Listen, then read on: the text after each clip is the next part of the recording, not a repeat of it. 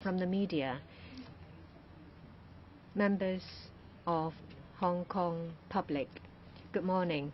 In a few days, that will be the end of In a day or so, that will be the end of 2021. I wish you all a prosperous and healthy new year. I will take this chance to take stock of the work of the government in 2021. There has been a lot of work taken up by the government in the past year, so I will only outline the salient areas.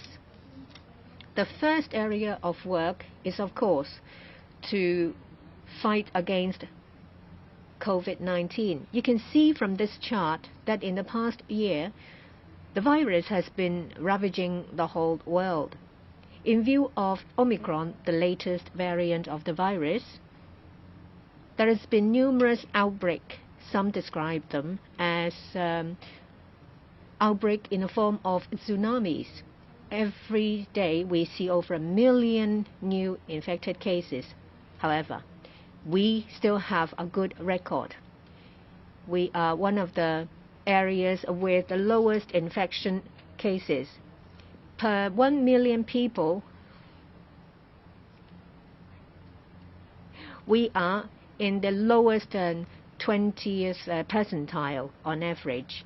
The number of fatalities is also low, but unfortunately, they have affected elderly people and those with chronic illness. We have done a lot of work in order to achieve zero local infection.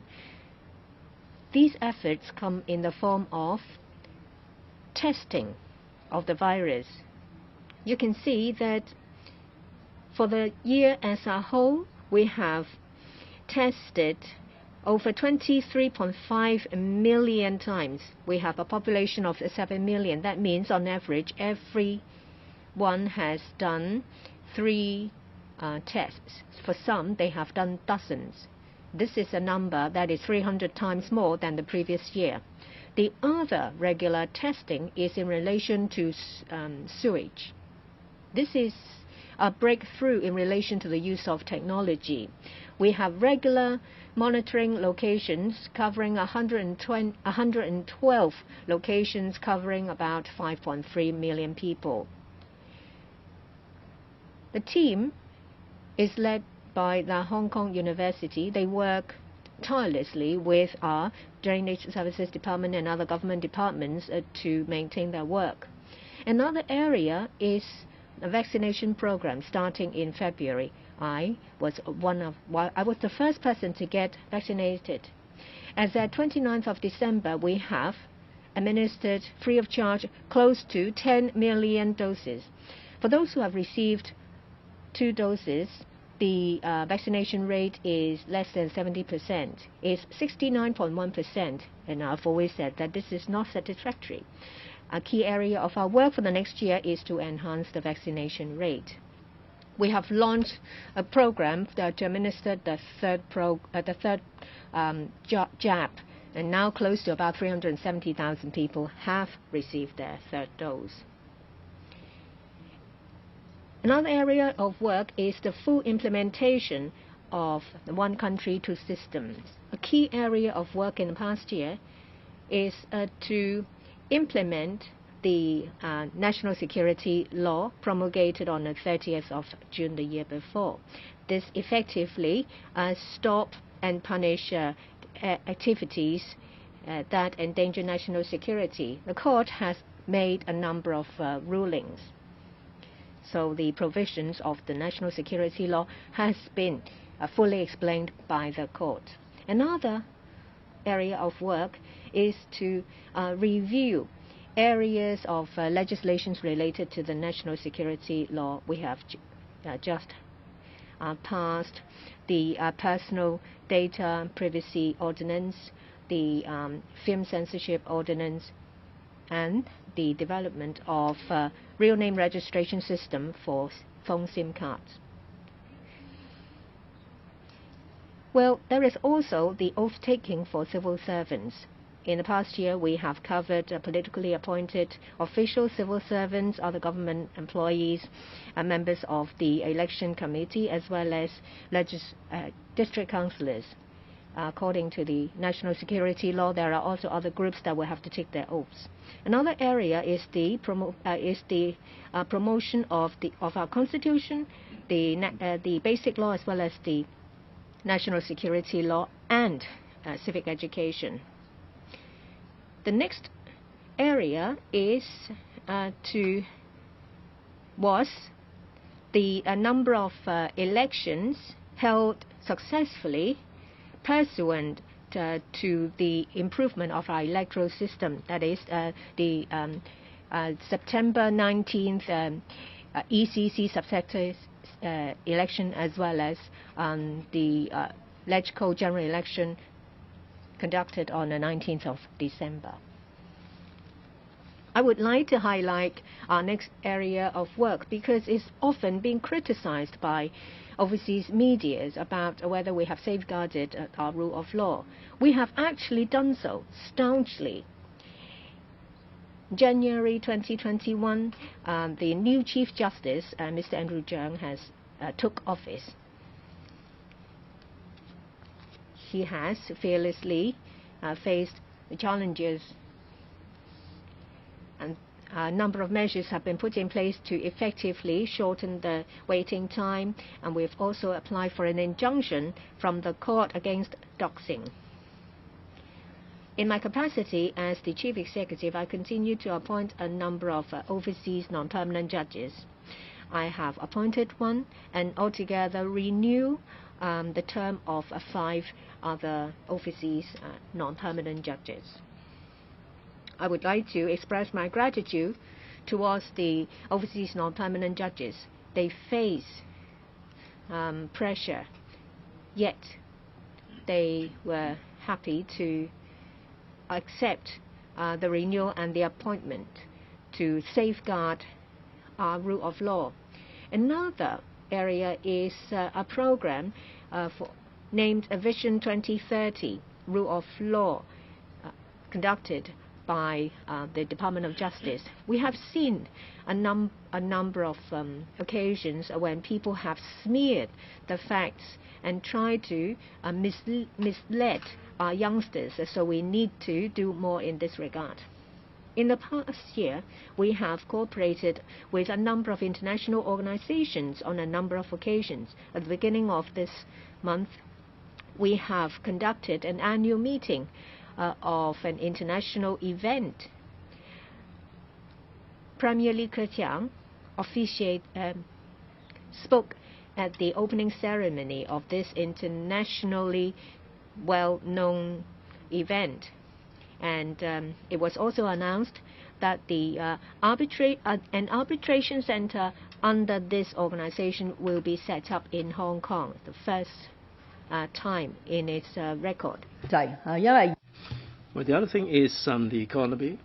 In 2020, we saw a contraction down by 6.4%, but I'm glad to say that in 2021, the economy staged a rebound, and that has to do with the control of the pandemic, and we've seen an increase of the GDP of 7.2% throughout the year. It's going to be 6.4%, and jobless rate has also seen an improvement. In another chart, you can see that the line is plummeting pretty quickly. 7.2 in the early part of the year was a new high. It has come down to 4.1%.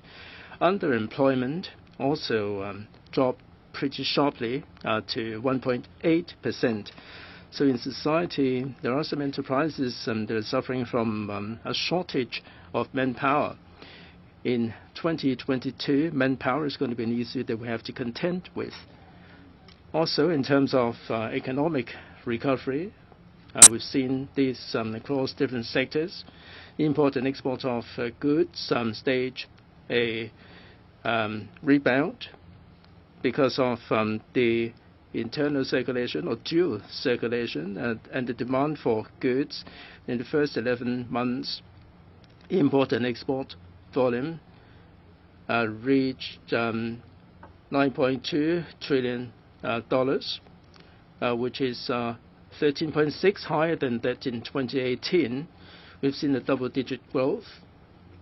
Export 26.5%, import a rise of 24.9%.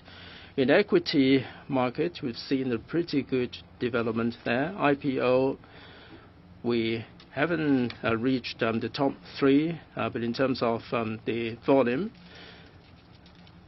it is close to $300 and $200 billion, fourth in the world. In terms of the turnover, the daily turnover is 30%, and it is $168 billion now. In the bond market, in particular the green bond market, it is very strong, and we have close to $200 billion or US dollars, and a rise of 1.6%.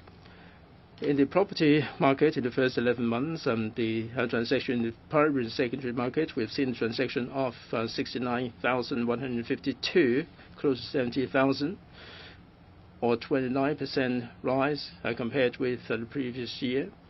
In December, it is still very robust. We've seen a rise in the property prices, but over the past 2 months, it has dropped a little bit. In the 11 months of this year, there has been a rise of 3%. The peak happened in August, and thereafter we've seen a slight decline. In 2021, we integrated into the mainland development with deepened cooperation. During my duty visit, President Xi Jinping also said that he was delighted to see that Hong Kong was becoming integrated into the national development, and we have deepened our cooperation with the mainland. In March, there was the 14th five-year plan, and there was some support expressed for 8 centers in Hong Kong. We also have the Qianhai plan for modern service industry, a lot of opportunities there. And for the Connect scheme, in the that there is the A-share futures contract. We also have the Wealth Management Connect, and also the Southbound Bond Connect, and Shenzhen Municipal Government is also issuing bonds in Hong Kong. For the GPA, we have stepped up the cooperation between Guangdong, Hong Kong, Shenzhen and Zhuhai. We have also launched the development of the technology innovation park, and also the co-location plan in Huanggang port. We have established a high-level meeting cooperation mechanism with the Hubei province, and in November I visited Hubei, Wuhan, to attend the meeting. We've also started meetings with Guangdong, Shanghai, and Sichuan, and take forward the development there. This is the centenary of the Communist Party of China, and a lot of activities have been organized in celebration of that. In 2021, we have seen a change in the relationship between the executive and the legislature. In the extended electoral tenure, it was really a fruitful year. In that year, we didn't see any more filibustering. We didn't hear any more of the quorum bells, and the efficiency has been ramped up dramatically. And this is standing us in good stead in terms of livelihood and economically. We have endorsed 46 bills in that year proposed by the administration. Normally, the norm is 20. We have seen a double of that. And there are some bills that have been controversial for many years, like the import of non-locally trained doctors, the MSW charging, and also the banning of electronic cigarettes. And we're grateful to LegCo for that. In terms of disbursement of funding, $320 billion have been earmarked for the work in Hong Kong. And given this good interaction, I have, in my capacity as Chief Executive, endorsed 2 private members' bills as a gesture of respect for LegCo. And in 2021, it is a year that is very stimulating. We have seen a lot of positive energy, and I'm grateful to the elite athletes in Hong Kong. In the Tokyo Olympics, they have achieved really marvelous results. We have achieved the first gold since the handover. We have 1 gold, 2 silver, and 3 bronze. And in the Paralympics and also the National Paralympics, we have clinched 29 additional medals.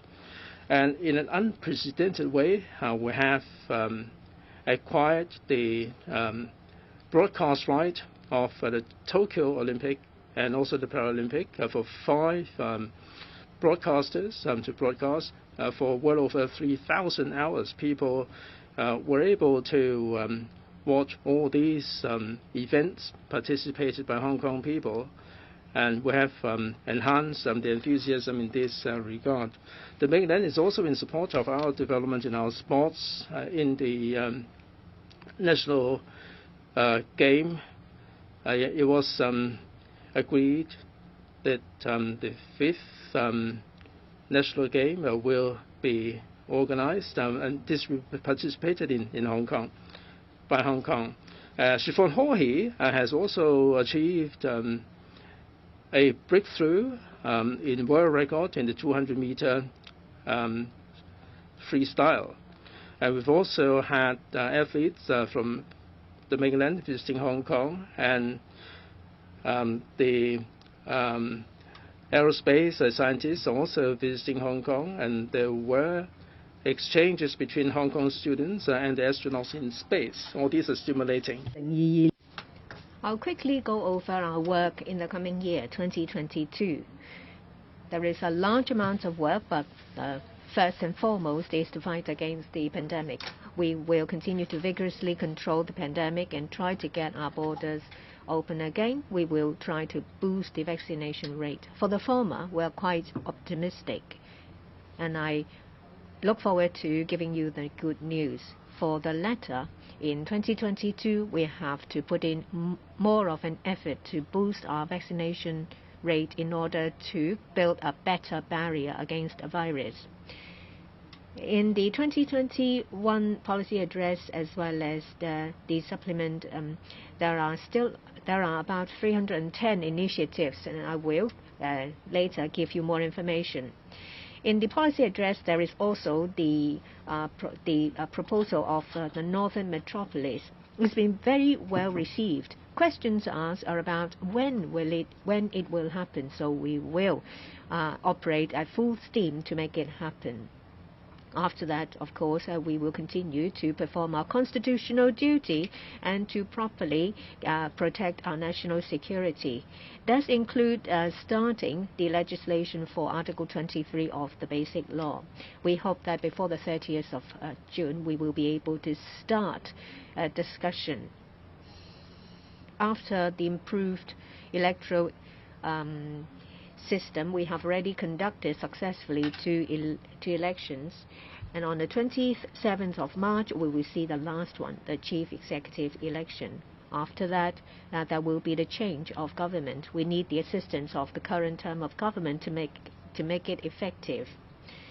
We have now formed the 7th LegCo term with patriots administering Hong Kong.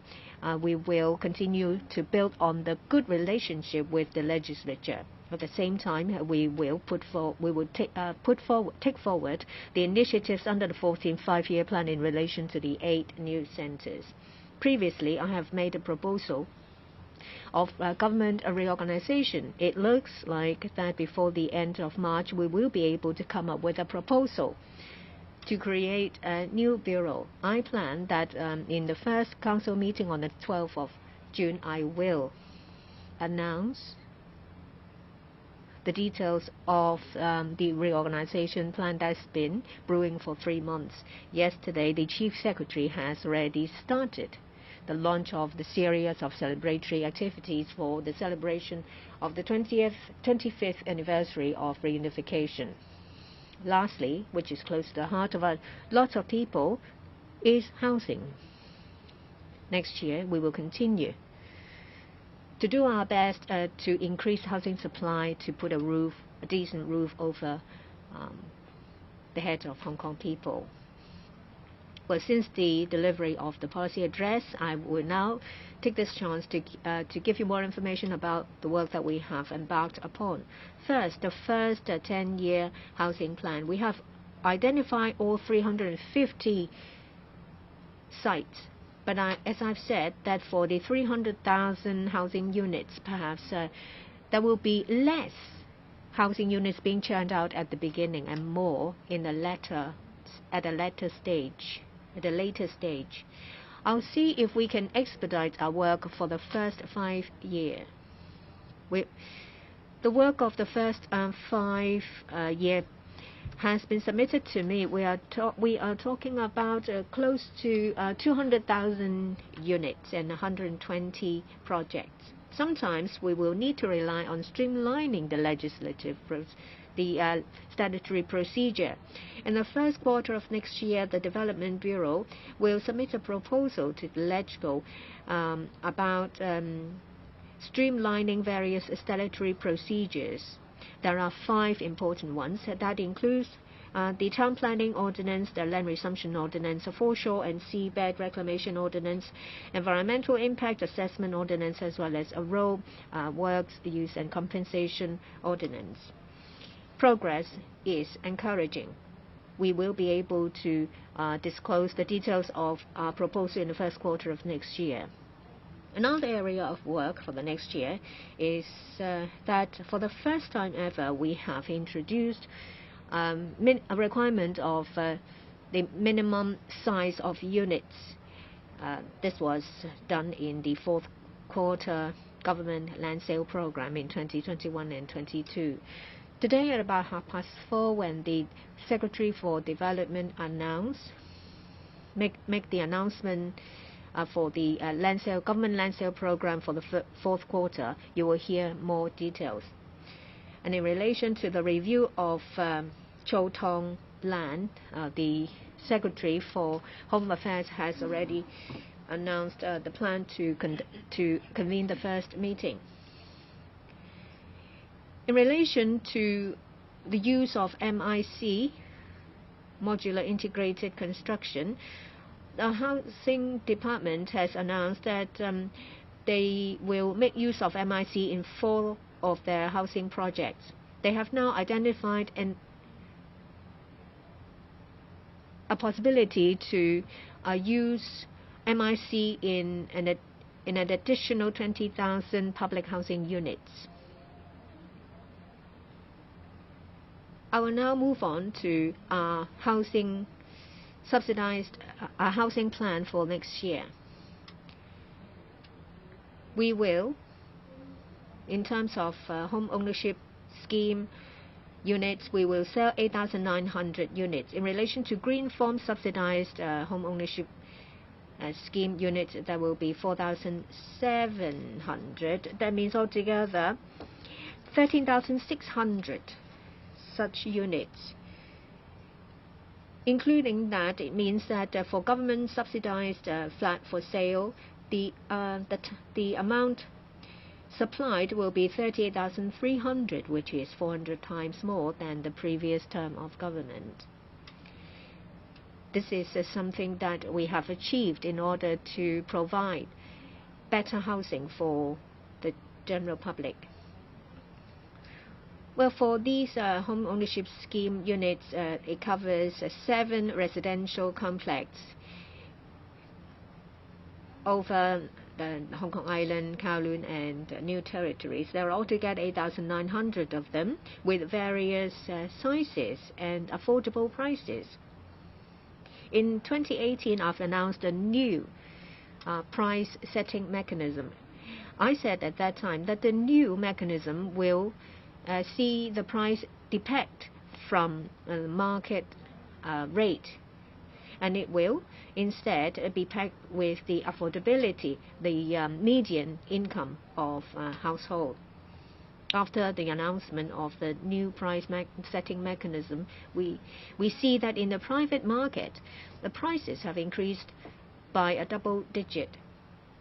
But median income for households has actually dropped. If we use the old system, that means the price of HOS units will be higher. But because of the new mechanism, it will not be more expensive. Under the Green Farm scheme, there will be a further discount. Under the Green Farm subsidized housing scheme, there are 3 residential complexes covering about 4,700 units. As you can see from this, the distribution of various programs. The orange ones are HOS flats and the green ones are Green Farm subsidized HOS flats. Let me give you a better idea of how affordable these units are. Well, for the HOS 2022, the current discount will be 49%. Will be discounted by 49%. As I told you just before, that the median household income has been decreasing. And this discount rate is actually the highest since we have resumed the sale of HOS in 2014. So the cheapest flat will be pitched at 1.24 million. Let me give you an example. It's On-Sale Court in Kwun Tong. It's a unit of 400 square feet. Is sold for $2.79 million. Under the old system, it will fetch it will be sold for $3.83 million. Assuming that there is a 10% deposit, that means you only have to make a down payment of $279,000 with a monthly contribution towards mortgage at $11,900. Under the Green Farm scheme, there will be a further 10% off. That means that the discount rate will be 59%. It is the highest discount rate since 2016. The cheapest flat will be sold at $790,000. Let me give you an example. Ko Wang Court in Yau Tong is a flat of about 290 square feet. Under the current mechanism, it will be sold at $1.77 million.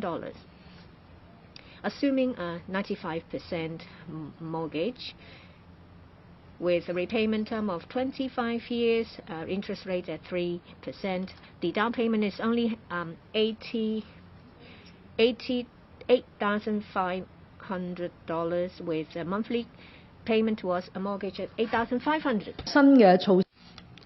Another measure that we announced today is for GHS. It is intended for those residing in PRH units so that we can free up new units for redistribution. But the phenomenon is that those residing in PRH units, so they would like to have bigger units. So we have an overhang of the GHS units. According to the usual practice, we'll leave them to the next year until we sell them all. But there are drawbacks with regard to this because we'll lock up all the housing resources. Also, there are some people who wish to get on the housing ladder, and they've never lived in the PRH units, and they want to get on the housing ladder without moving into the PRH units. Now, a monthly mortgage payment of $8,000, I'm sure a lot of people on the waiting list that would be able to afford. So for this tranche of GHS units, there is an overhang of this at the present moment. We will be using this overhang of GHS units and open this up to those who are on the waiting list for more than 1 year. And I'm sure that the demand will outstrip supply, but at least there will be an opportunity for them to go straight to the GHS units without having to wait for the PRH units. Now, usually the GHS units will be available to those PRH tenants and also those who have been on the queue for a long time, and they're close to getting an offer. Now, for those who are close to an offer, they would rather go into the PRH units. Now we are opening this up to those who are on the waiting list for more than a year. Now, this is a pilot scheme. It depends on how popular it's going to be, and it depends on the execution. We will be reviewing this, but at least for the overhang of GHS units, we will be opening them up. Another measure that we announced today is to tie in with our usual mindset. The housing stock is for living, not for speculation. So for HOS or GHS, since 2022, there will be a tightening up of the requirement. The owners now can sell the units. The limitation will be extended from 2 years to 5 years. By the 6th year, the owner can dispose of the units in the open market, but within the 5 years, they can only sell them to eligible people. Now, if they want to sell in the open market after paying the premium, the measure will be extended to 15 years. In other words, within 15 years, they cannot pay the premium and dispose of the units in the open market. This is to ensure that the precious housing resources will be confined to those who are really in need. So the Housing Authority will be proceeding according to this policy, and they will be dealing with the GHS units and HOS units that will be sold in 2022. Housing remains our priority. That's why I devote a lot more coverage to this. But for the other parts of work, we've also achieved a pretty good progress. And on 12th of January, I will be giving further details. I throw the floor open for questions. Please raise your hand. When you get the floor, please identify yourself and the organization you work for. The lady at the back, please. Hong Kong 01. There are 3 parts to my question. First, you've gone to Beijing for a duty visit, and President Xi gave good recognition to your work. And how do you view your work in your term? Are you going to seek another term in office? And also, together with Apple Daily, Stand News also closed, and there are 2 opposition news outlets that have been closed. Do you count this as one of your achievements? Do you think this is a present for the central government in the 20th anniversary? And what advice do you have to your successor as to how we can resolve the social confrontations and tensions? And you mentioned all these housing measures. Do you think that these measures are targeted enough to cater for those young people who are really eager to get on the housing ladder? Do you think this will ameliorate their discontent and disaffection? Well, first of all, I have completed my duty visit. Last year, because of COVID, I couldn't attend the duty visit physically, and this year I went to Beijing to do my duty visit, and I was really delighted about that. And that's the last duty visit in my term. The 2 leaders, I gave recognition to the work of the SAR government, and this is really an encouragement to myself and my governing team. As to the next government or next chief executive, I have to respect the wishes of the next administration, but as I always said, there is a strong element of continuity in our policy, like the Northern Metropolis, the Lantau Tomorrow vision, the Khao Yi Chao reclamation, and the housing issue. I'm sure any chief executive would put these very top on the agenda. You mentioned yesterday the National Security Department made some arrests. As usual, I would not comment on this, and nor should any official be commenting on anything that is being investigated by the law enforcement agencies. And the case will go into a sub judice period pretty soon. I don't think we should be at liberty to comment on this willy-nilly. Now, your question a moment ago was a leading question. You said that this is to tackle the opposition media. Now, this is not the case. Nothing can be further from the truth. That this is an enforcement work. It's got nothing to do with the media work. I don't think I can comment on any cases under investigation except to highlight some principles which I've said many times. Every time we have law enforcement action, there are some concerns raised. Now, first, Hong Kong is the place where we have rule of law. This is Hong Kong's foundation, and this is a foundation on which Hong Kong thrives. We have to maintain a rule of law, just as we have to maintain national security and social order. And the law has to be observed, the law has to be enforced, and what if violating the law must be held to account. This principle will not be undermined because of anybody's status or any particular circumstances. It's not like what you said, that we're targeting a particular media organization or media organization with a certain stance. What we target is activities that contravene the law, and the action taken is based on investigation, the decision of the Department of Justice, and then the case will be given to the court to make a ruling. The court will impartially make a ruling based on the evidence and the facts. Well, I noticed that yesterday and today there are overseas media organizations and foreign governments making comments without all the facts. They jump to conclusions saying that the Hong Kong government should release all arrestees.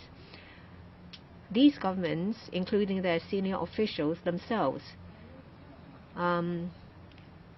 are actually trampling the rule of law by saying that under the basic law there is full protection of human rights and our fundamental rights. On a number of occasions, several chief justices, whether it's in the legal year opening or other occasions,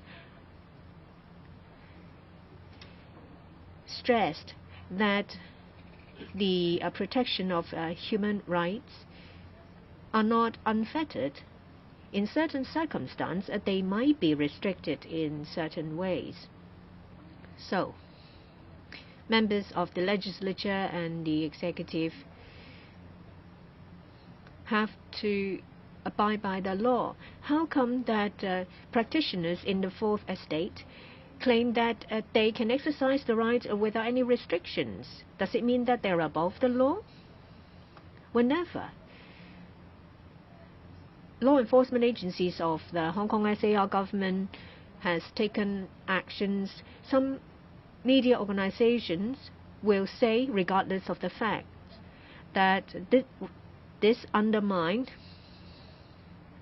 our freedom, and some people who claim to be Democrats say that this undermines democracy. I say that they have blatantly deviated from the facts. Protection of human rights are enshrined clearly in the basic law and relevant legislation. You can't simply claim that you enjoy freedom of the press and various freedoms that's why you can break the law. That simply is not acceptable. Your third question and the last part of your second question in relation to deep-seated conflicts. This is my take. Hong Kong practices the capitalist system.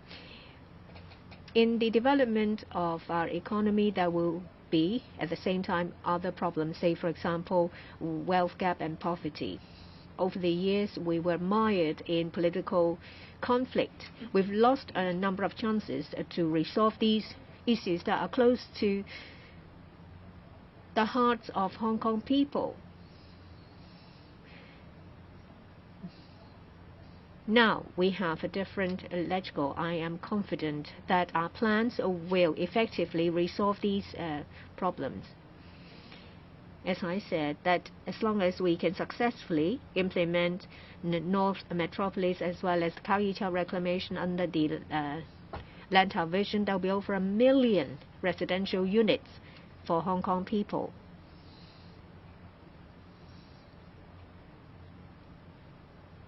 With our work being undertaken, I'm sure that everything will go smoothly. But I'm aware that with good material lives, it doesn't mean that people will be content spiritually and in other ways. So we will make sure that we will feel the pulse of public sentiment. We will strive to forge a sense of belonging and a sense of happiness of Hong Kong people. Next question. The one on the left at the back with glasses. Good morning, Mrs. Lam. I'd like to ask, in 2021, a number of district councillors were either disqualified or resigned themselves. As a result, there has been a large number of vacancies. Some district councils have been grounded to a halt. So would you arrange by-elections or use other ways to solve this problem? Another question. Just now you said that in 2021 we've already had the national security law, society has been brought back to stability, and we have successfully conducted 2 elections. Does it boost your confidence in the future of Hong Kong and your intention to continue to lead us? In relation to the term of the district councils in 2020, they have a term of 4 years, but as you've rightly pointed out, there are a number of district councillors who have been detained because they've broken the law, or they felt that they could not meet the requirements of patriots administering Hong Kong and hence resigned, or they could not meet the requirement of oath-taking and left. As a result, we have broken and incomplete district councils.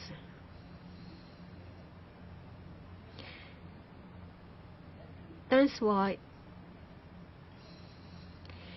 it is not ideal to make use of district councils to launch a district-based funding allocation for various projects. With the government's support, with the support of the Home Affairs panel, there will be various departments taking the place of district councils to make sure that funding allocation to districts will be effectively used. There is still a remaining term of 2 years. I have said openly that for this term of government, that is from now to the 30th of June, we are not in a position to conduct a large-scale by-election of these vacancies in the district council. It's it will be for the next government to decide how to handle the remaining term. By then it will be 1.5 years of the district councils.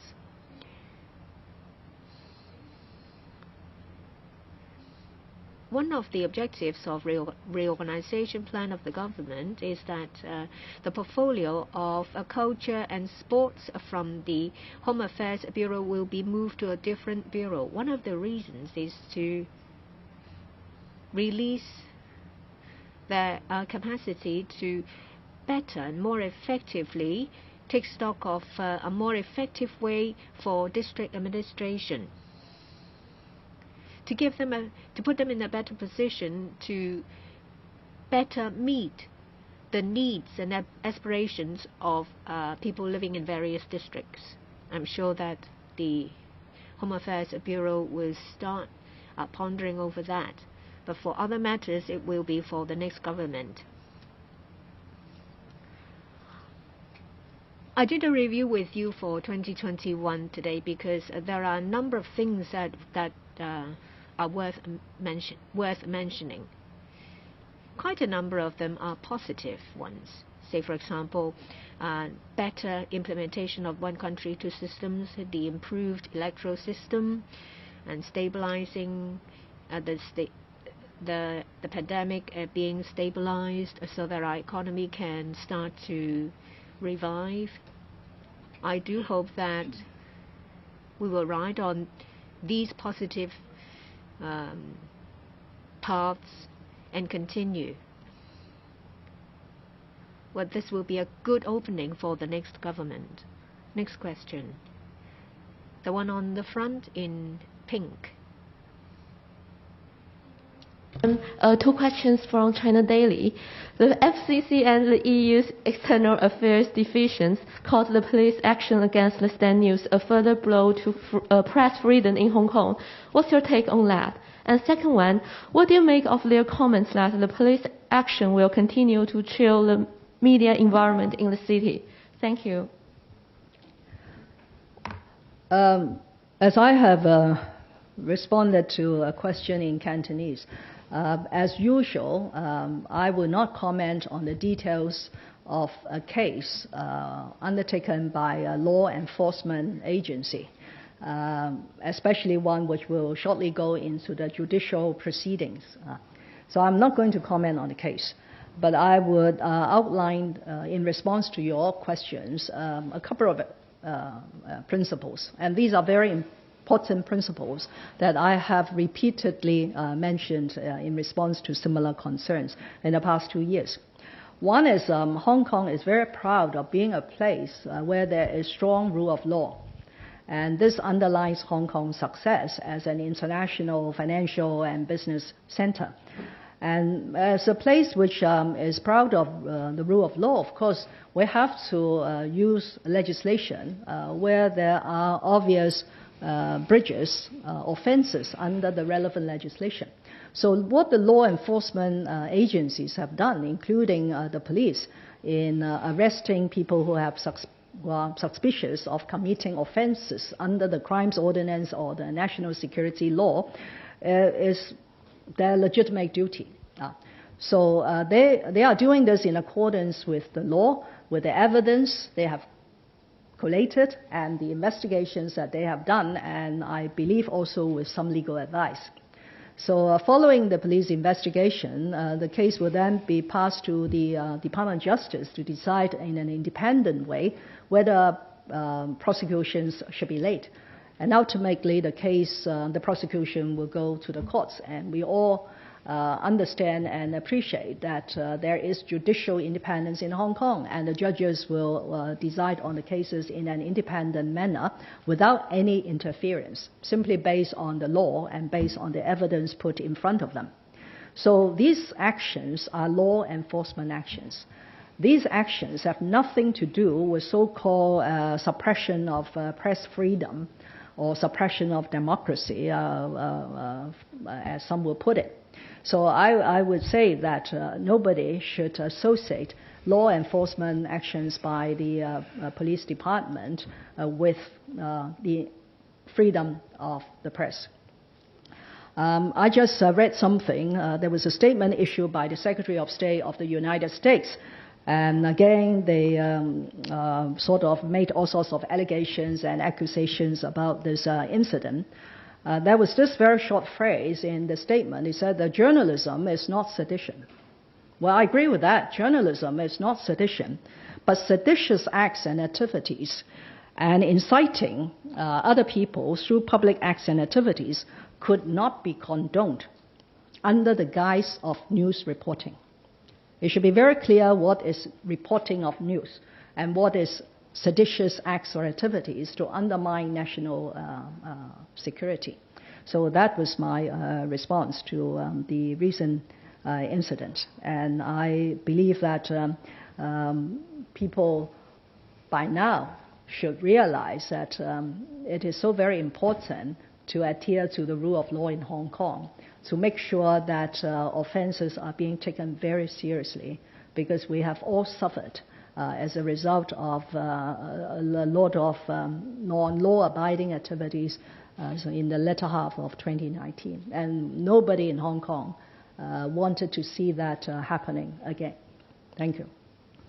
下一條提問。 Next question. The gentleman in the jacket. Over the past year, opposition figures were arrested under the national security law. Civil groups disbanded one after another. There was a new electoral system implemented in Hong Kong, and some Hong Kong people also left Hong Kong to other countries. How would you assess Hong Kong being a better place to live in and work now when compared to 2017 when you first took office? And secondly, you also said in your PowerPoint just now that you will begin a public consultation on Article 23. How likely do you think the law can be passed before your term ends? Thank you.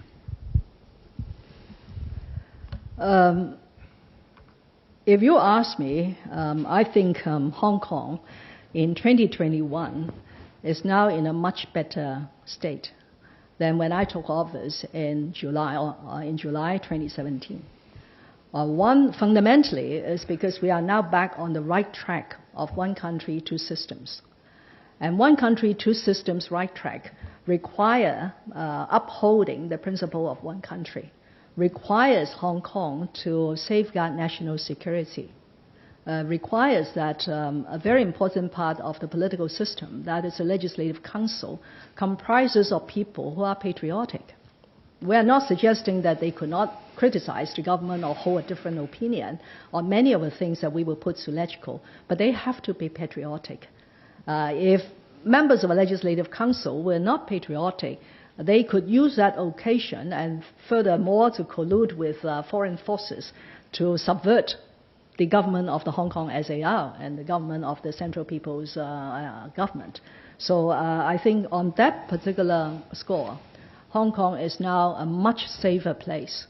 And I believe that with the support of the Central People's Government, in all respects, particularly in integration with the mainland development, in the 14th Five-Year Plan, in the Greater Bay Area, there are abundant opportunities in front of us for us to seize, which will help to improve Hong Kong's economy and improve people's livelihood.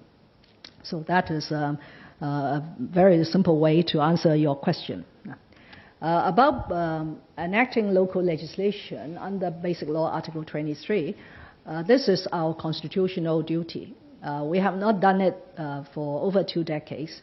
It is time that we should do it, because while the national security law has been promulgated and implemented in Hong Kong for 1.5 years, there are still other offenses relating to national security that requires new local legislation.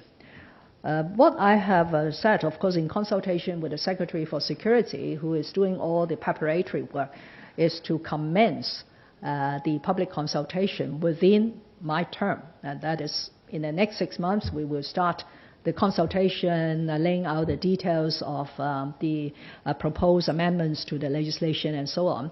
I am not very optimistic that we could actually pass the law because that would require completing everything. That is public consultation, drafting of the bill, presenting the bill to Legislative Council, the setting up of a Bills Committee, and the Bills Committee scrutinizing the bill and maybe even conducting their own consultations and then clause by clause examination, and then second reading and third reading. I just don't see, even by looking at the calendar and calculating the sittings, I just don't see how that could be accomplished. But I have heard some electrical members-elect expressing the desire that they will cooperate in order to expedite the passing of a legislation. I certainly welcome that, but I would still adhere importance to a more thorough discussion in society before we enact the law. So let's see how we interact with the new Legislative Council to see how quickly we could put BL 23 into our law books. Thank you. 答多兩位。 Two more questions. The one in grey at the back, please. Mrs. Lam, HKEJ, Economic Channel. I'd like to follow up on the Stan News issue. In answer to the question, you mentioned that the seditious remarks and so on. Now, what is causing resentment against the government? Now, earlier you banned the dining in premises, and that caused a lot of resentment. And in this case, there are top executives in the outlet that allegedly made seditious remarks, criminalizing words.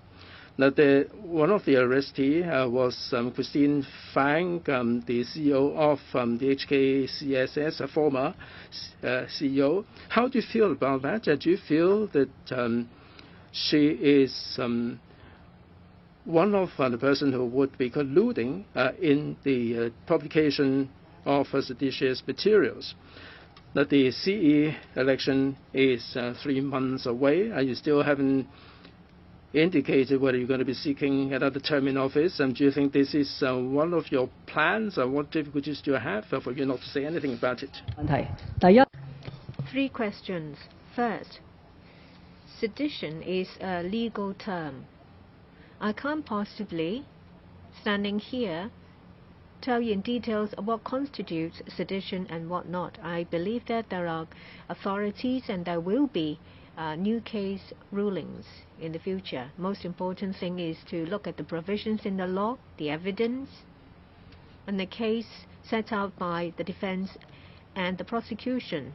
So I'm afraid I cannot answer your question. Similarly, I will not comment anything in relation to what I think about a certain person in a certain case being arrested. As far as I know, that the nomination period for the next chief executive election will start on the 15th of March, and the election will take place on the 27th of March. Last question for today. I'm from cable TV. I'd like also to ask about something you said. Well, there are still 310 initiatives in the policy address that have not been implemented. You said continuity is very important. If you're not going to seek re-election, why not? What is the stance of the central authorities? Yesterday, the police arrested people from Stan News using a colonial law. In the white paper of the State Council, they criticized that this colonial law was used to seriously undermine press freedom. Now this offense is used. Is it the case that the police is using this to shrink the room for press to operate? Previously, Elsie Leung said that practitioners in the press should not fear. However, there are 2 media organizations that have been forced to close down because of a series of arrests. Is it the case that the time's different now? That's why they have contradicted themselves? I'd like to say that in Hong Kong we don't have political parties administering the government in Hong Kong, and that's why I said that there needs to be continuity. Promises made by previous government will have to be taken upon by the next government, especially initiatives that are strongly supported by the public. So it won't be the case that with a change of government, everything will restart. Well, I was once a secretary for a bureau, and I was once a chief secretary, and now I am chief executive. I can tell you that there is a strong element of continuity. Today is about a review of 2021 and not about my term as the chief executive. I will have an opportunity to tell you what I think about my work as the chief executive. As I've said, that I'm not going to comment on individual cases, but please bear in mind that human rights and freedom are not unfettered. Freedom of speech is not something that you can use to absolve you if you breach the law, but package yourself as a practitioner in the press. We need to see through that and be able to tell what's actually happening. As I've said in reply to another reporter, I cannot give you a definition of sedition. I respect the work of reporters.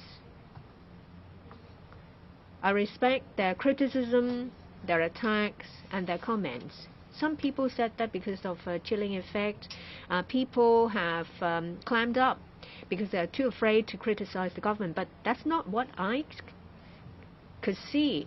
I could still see criticisms and comments against me. So, say, for example, there is a letter to the editor to a newspaper in English that criticized me. Well, you can express your views if you're unhappy with the work of a certain government official. I'm sure that the court will give you clearer guidelines. This has nothing to do with freedom of the press. I'll ask you, reporters, to continue to do your duty, to monitor the work of the legislature and the executive, and to be a professional reporter. Thank you.多謝晒大家，唔該。Thank you.